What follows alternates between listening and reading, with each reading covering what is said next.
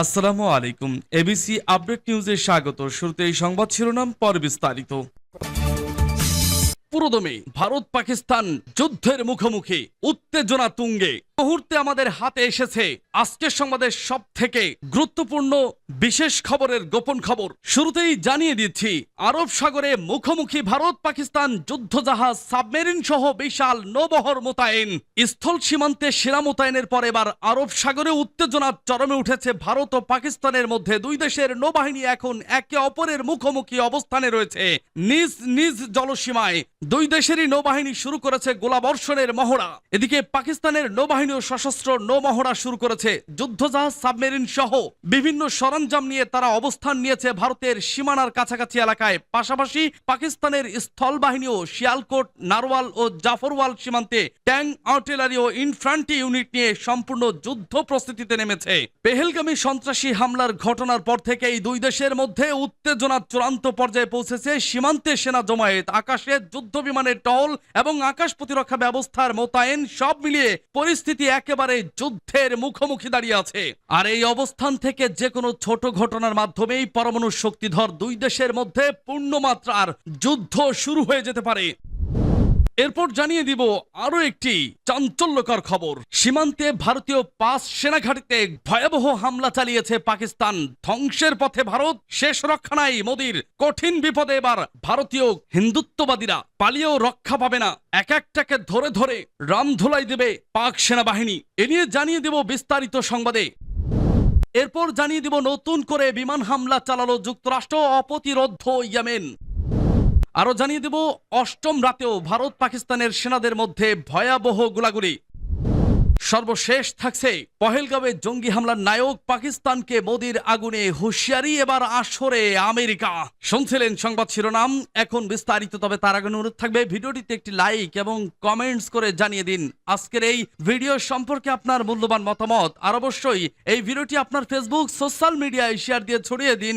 আর জানিয়ে দিন আপনি কোন জেলা থেকে বা কোথা থেকে আমাদের সংবাদটি শুনছেন এবং দেখছেন। অনুরোধ থাকবে, আপনি যদি আমাদের এই চ্যানেলটিতে নতুন হয়ে থাকেন তাহলে অবশ্যই দর্শক বিশেষ একটি অনুরোধ, আপনি আমাদের এই চ্যানেলটিকে সাবস্ক্রাইব করে আমাদের সাথেই থাকুন। পরবর্তী আপডেট সংবাদ পেতে চোখ রাখুন ওয়ার্ল্ড আপডেট নিউজে। আরব সাগরে মুখোমুখি ভারত পাকিস্তান যুদ্ধজাহাজ, সাবমেরিন সহ বিশাল নৌবহর মোতায়েন। স্থল সীমান্তে সেনা মোতায়েনের পর এবার আরব সাগরেও উত্তেজনা চরমে উঠেছে ভারত ও পাকিস্তানের মধ্যে। দুই দেশের নৌবাহিনী এখন একে অপরের মুখোমুখি অবস্থানে রয়েছে নিজ নিজ জলসীমায়। গণমাধ্যমগুলো তথ্য অনুযায়ী ভারত আরব সাগরে বিমানবাহী রণতরী আইএনএস বিক্রান্ত, ফ্রিগেট, ডেস্ট্রয়ার এবং সাবমেরিন সহ বিশাল নৌবহর মোতায়েন করেছে। জবাবে পাকিস্তানও তাদের শক্তিশালী নৌবাহিনী নিয়ে ভারতের মুখোমুখি অবস্থান নিয়েছে সাগরে। দুই দেশেরই নৌবাহিনী শুরু করেছে গোলাবর্ষণের মহড়া।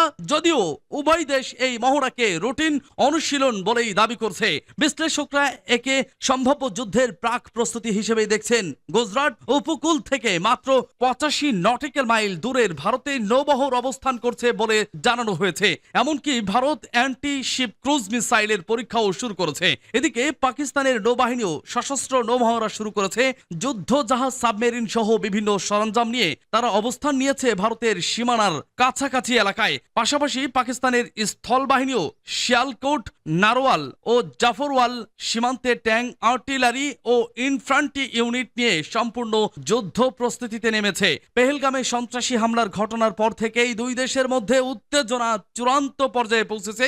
সীমান্তে সেনা জমায়েত, আকাশে যুদ্ধ বিমানের টহল এবং আকাশ প্রতিরক্ষা ব্যবস্থার মোতায়েন, সব মিলিয়ে পরিস্থিতি একেবারেই যুদ্ধের মুখে দাঁড়িয়ে আছে। বিশ্লেষকরা বলছেন, আরব সাগরের যুদ্ধজাহাজ ও সাবমেরিনের এত ঘনিষ্ঠ অবস্থান যে কোনো ছোট ঘটনার মাধ্যমেই পরমাণু শক্তিধর দুই দেশের মধ্যে পূর্ণমাত্রার যুদ্ধ শুরু হয়ে যেতে পারে। পাকিস্তান সীমান্তে ভারতীয় 5 সেনাঘাঁটিতে গোলাগুলি। কাশ্মীর সীমান্তের নিয়ন্ত্রণ রেখা বরাবর ভারত ও পাকিস্তানের সেনাদের মধ্যে টানা 8 দিন ধরে গোলাগুলি ঘটনা ঘটছে। বৃহস্পতিবার রাতেও এই গোলাগুলি হয়েছে দুই দেশের সেনাদের মধ্যে। তবে এতে হতাহতের কোনো খবর পাওয়া যায়নি, খবর এনডিটিভি। এ নিয়ে টানা 8 রাত ধরে কাশ্মীর সীমান্তে ভারত ও পাকিস্তানের সেনাদের মধ্যে গোলাগুলির ঘটনা ঘটল। অবশ্য ভারতীয় গণমাধ্যমে গোলাগুলির বিষয়ে বরাবর বাবরের মতো পাকিস্তানকে দোষারোপ করা হলেও বৃহস্পতিবার রাতের ঘটনায় পাকিস্তানের পক্ষ থেকে বা দেশটির সংবাদ মাধ্যমে এখনো কোনো তথ্য পাওয়া যায়নি। এনডিটিভির প্রতিবেদনে দাবি করা হয়েছে, কাশ্মীরের নিয়ন্ত্রণ রেখা এলওসি বরাবর পাকিস্তান সেনাবাহিনী টানা অষ্টম রাতেও বিনা উস্কানিতে গুলি চালিয়েছে। বৃহস্পতিবার রাতে পাকিস্তানের বিভিন্ন চৌকি থেকে ছোট অস্ত্র দিয়ে গুলি চালানো হয়। এই গুলির লক্ষ্য ছিল কুপওয়ারা, বারামুলা, পুঞ্চ, নওশেরা ও আখনুর, জম্মু ও কাশ্মীরের এই এলাকাগুলোর বিপরীতে থাকা ভারতীয় পোস্টগুলো। ভারতীয় সেনাবাহিনীও এই 740 কিলোমিটার দীর্ঘ সীমান্ত জুড়ে পাল্টা জবাব দিয়েছে। গোলাগুলি এমন এক সময় হচ্ছে যখন এপ্রিলের 22 তারিখ পেহেলগামে 26 জন নিহত হবার পর ভারত ও পাকিস্তানের মধ্যে টানাপোড়েন চরমে পৌঁছেছে। দুই দেশ একে অপরের বিরুদ্ধে পাল্টাপাল্টি নানা শাস্তিমূলক পদক্ষেপও নিচ্ছে। এনডিটিভির দাবি, ভারত গত 24 এপ্রিল রাতে সিন্ধু পানি চুক্তি স্থগিত করার কয়েক ঘন্টা পর থেকেই পাকিস্তান সেনাবাহিনী সীমান্তের বিভিন্ন স্থানে বিনা উস্কানিতে গুলি চালাচ্ছে। আর গত মঙ্গলবার পাকিস্তান এই গুলি চালানোর ক্ষেত্রে আরো বিস্তৃত করে আন্তর্জাতিক সীমান্তের পারওয়াগাল সেক্টর পর্যন্ত নিয়ে যায়, যা জম্মু জেলার অন্তর্ভুক্ত। ওই দিনই ভারত ও পাকিস্তানের সামরিক অভিযানের মহাপরিচালক ডিজিএমও হটলাইন ফোনে কথা বলেন। এই আলোচনায় পাকিস্তানকে বিনা উস্কানিতে গুলি চালানোর বন্ধ করার জন্য সতর্ক করা হয়, এমন দাবি করেছে পিটিআই। পেহেলগামে হামলার পরদিন ভারত পাকিস্তানের বিরুদ্ধে কিছু পদক্ষেপ নেয়। এরই মধ্যে ছিল সিন্ধু পানি চুক্তি স্থগিত, আতারি সীমান্ত ক্রসিং বন্ধ করা এবং কূটনৈতিক সম্পর্ক অবনতির ঘোষণা। ভারতের দাবি, হামলার সঙ্গে সীমান্ত পারাপারের সন্ত্রাসীদের সংযোগ আছে। জবাবে পাকিস্তান তার আকাশসীমা ভারতীয় উড়োজাহাজের জন্য বন্ধ করে দেয় এবং ভারতের সঙ্গে সব ধরনের বাণিজ্য বন্ধ করে, এমনকি তৃতীয় দেশের মাধ্যমে বাণিজ্য বন্ধ করে দেয় পাকিস্তান। এছাড়া পাকিস্তান ভারতের পানি চুক্তি স্থগিতের ঘোষণা প্রত্যাখ্যান করে এবং হুঁশিয়ারি দেয়, পানি বন্ধ করে দেওয়া হলে সেটি যুদ্ধ ঘোষণার শামিল হবে। নতুন করে বিমান হামলা চালালো যুক্তরাষ্ট্র, অপ্রতিরোধ্য ইয়েমেন।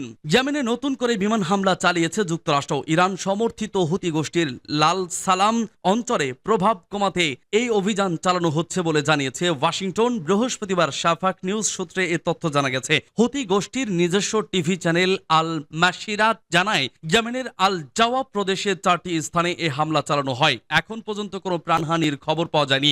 যুক্তরাষ্ট্রের সেন্ট্রাল কমান্ড এই সর্বশেষ হামলা সম্পর্কে কোনো মন্তব্য না করলেও এর আগেই জানানো হয়েছিল যে তারা অপারেশন রাফ রাইডার নামের অভিযানের আওতায় হুতিদের বিরুদ্ধে একটি তীব্র ধারাবাহিক সামরিক অভিযান পরিচালনা করছে। সেন্টকমের তথ্য মতে এই অভিযানে এখনো পর্যন্ত 800টিরও বেশি লক্ষ্যবস্তুতে হামলা চালানো হয়েছে এবং শত শত হুতি যোদ্ধা নিহত হয়েছে, যাদের মধ্যে ড্রোন ও ক্ষেপণাস্ত্র ইউনিটের গুরুত্বপূর্ণ সদস্যরাও রয়েছে। এই অভিযানের পর থেকে হুতিদের হামলার সংখ্যা উল্লেখযোগ্য হারে কমেছে বলে দাবি করে যুক্তরাষ্ট্র।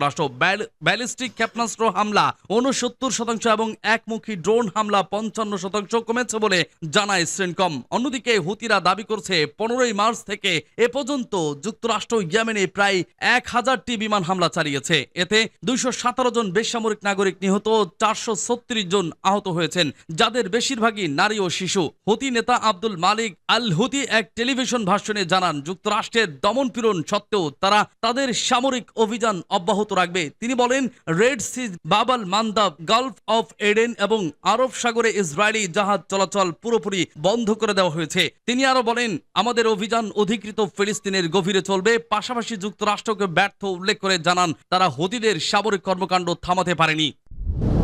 অষ্টম রাতেও ভারত পাকিস্তানের সেনাদের মধ্যে গোলাগুলি। ভারত পাকিস্তান সীমান্তে দুই দেশের সেনাদের মধ্যে ফের গোলাগুলির ঘটনা ঘটেছে। বৃহস্পতিবার রাতে এই গোলাগুলির ঘটনা ঘটে, তবে এতে হতাহতের কোনো খবর পাওয়া যায়নি। কাশ্মীরের পেহেলগামে হামলার জেরে উত্তেজনার মধ্যে এ নিয়ে টানা 8 রাত ধরে নিয়ন্ত্রণ রেখায় এলওসি দুই দেশের সেনাদের মধ্যে গোলাগুলির ঘটনা ঘটল। শুক্রবার এক প্রতিবেদনে এই তথ্য জানিয়েছে ভারতীয় সংবাদ মাধ্যম এনডিটিভি। তবে এ নিয়ে পাকিস্তানের পক্ষ থেকে বা দেশটির সংবাদ মাধ্যমে এখনো কোনো তথ্য পাওয়া যায়নি। এনডিটিভির প্রতিবেদনের তথ্য মতে, কাশ্মীরের নিয়ন্ত্রণ রেখা এলওসি বরাবর পাকিস্তান সেনাবাহিনী টানা অষ্টম রাতেও বিনা উস্কানিতে গুলি চালিয়েছে। বৃহস্পতিবার রাতে পাকিস্তানের বিভিন্ন চৌকি থেকে ছোট অস্ত্র দিয়ে গুলি চালানো হয়।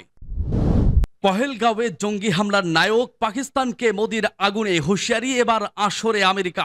পহেলগাঁওয়ে বর্বরচিত জঙ্গি হামলার নেপথ্য পাকিস্তানের হাত থাকার একাধিক প্রমাণ এসেছে ভারতীয় গোয়েন্দাদের হাতে। তবে দিল্লির তোলা সব অভিযোগই নস্যাৎ করেছে ইসলামাবাদ। প্রধানমন্ত্রী নরেন্দ্র মোদী পহেলগাঁওয়ে সন্ত্রাসবাদী হামলার প্রতিশোধ নেওয়ার হুঁশিয়ারি দেওয়ার পর এবং দেশের সামরিক বাহিনীকে আমাদের প্রতিক্রিয়ার ধরন, লক্ষ্য এবং সময় নির্ধারণের সম্পূর্ণ স্বাধীনতা দেওয়ার কথা বলার পর আমেরিকা ভারত ও পাকিস্তানের সঙ্গে আলোচনা আরো বাড়িয়েছে।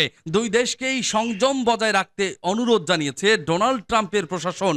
মার্কিন বিদেশ দপ্তরের মুখপাত্র ট্যামি ব্রুস জানিয়েছেন, ওয়াশিংটন কাশ্মীর পরিস্থিতি সম্পর্কে ভারত ও পাকিস্তান উভয়ের সঙ্গেই যোগাযোগ করেছে এবং পরিস্থিতি আরো খারাপ না করার অনুরোধ জানিয়েছে। ব্রুস বলেন, বিদেশমন্ত্রী মার্কো রুবিও আজ অথবা আগামীকালের মধ্যে পাকিস্তান ও ভারতের বিদেশ মন্ত্রীদের সঙ্গে কথা বলবেন। তিনি অন্যান্য নেতা এবং বিদেশ মন্ত্রীদের সঙ্গেও কথা বলবেন। তিনি আরো বলেন, প্রতিদিনই পদক্ষেপ নেওয়া হচ্ছে। এই ক্ষেত্রে সচিব ভারত ও পাকিস্তানের তার প্রতিপক্ষদের সাথে সরাসরি কথা বলছেন। আমরা আশা করছি তিনি সাধারণত যাদের সাথে কথা বলছেন তাদের উপর এবং অবশ্যই রাষ্ট্রপতি ট্রাম্পের নেতৃত্বে ভারত ও পাকিস্তানের মধ্যে সেই কথোপকথনের উপর তার প্রভাব পড়বে। এটি তাদের জন্য খুবই গুরুত্বপূর্ণ।